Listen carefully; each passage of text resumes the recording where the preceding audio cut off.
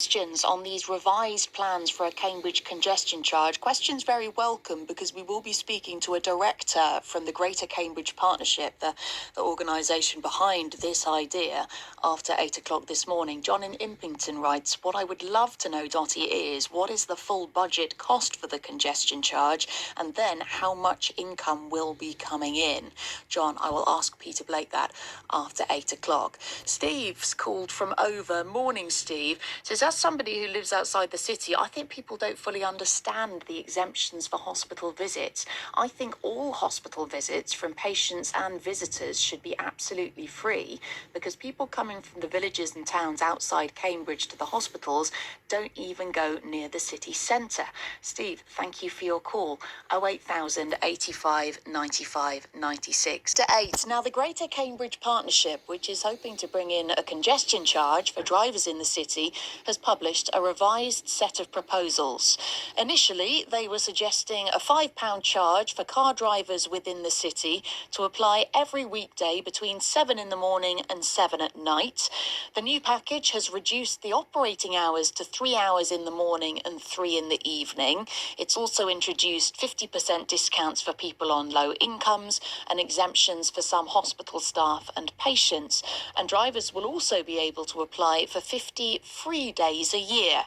Shapur Mefta is the chair of the Mill Road Traders Association, has previously opposed the congestion charge. Hi, Shapur. Good morning to you, Dottie. Hi. Have these changes won you round? I got I've got the revised version in front of me. I've looked at it so many times, and I just don't know what to say to them. They're not listening to us. We are telling them 58% of people said we don't want it, and they come up with a revised version saying they are listening to us.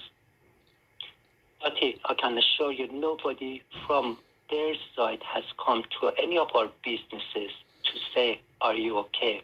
Is it going to hurt you? Is it going to have any effect on you?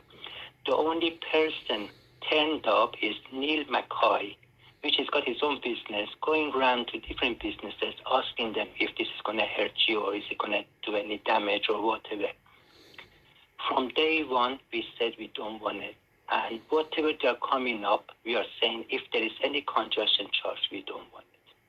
So, do you want public transport improvements, Shapur, in Cambridge? Yeah. Do you think it's necessary? Definitely we do want better transport, but not on cost of daily people, which we are struggling to live now. We are struggling to pay bills. We are struggling to do everything.